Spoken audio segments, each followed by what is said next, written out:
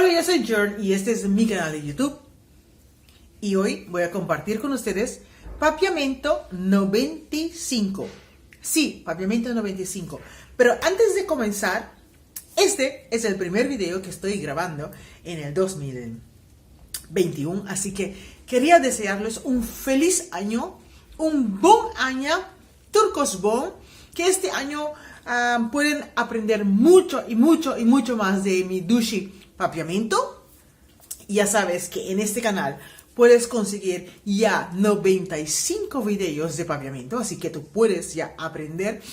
Y también este año me gustaría crecer, así que si todavía no estás suscrito a este canal, te invito a que te suscribes, dale like a este video, comparte este video con cada persona que tú sabes que necesita aprender papiamento o que le gustaría aprender papiamento. También te invito a que me siga en mis redes sociales, que tengo Facebook, Instagram y TikTok. Bueno, hoy vamos a aprender sobre el mes, cómo se dice el mes, cómo se dice el día, semana y algunas cositas así para empezar el año. Prepara tu cuaderno, tus cosas y empezamos. Enero. Enero es January. January. Día. Día es día. Día. Hoy es Awe. Hoy es Awe. Mañana es mañana. Mañana es mañana. Ayera. La semana pasada, Siman pasá. Próxima semana en papiamento. Próxima semana en papiamento es otro Siman. Más tarde, más oro. Temprano en papiamento es temprano.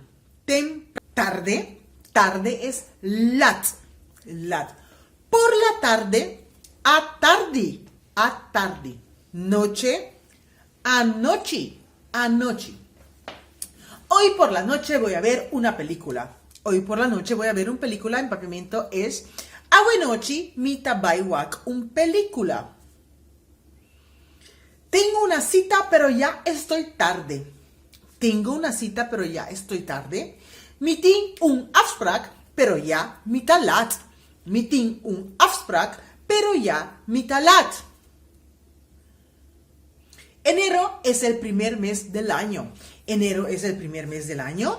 En papiamento es Januari ta eprome luna di aña.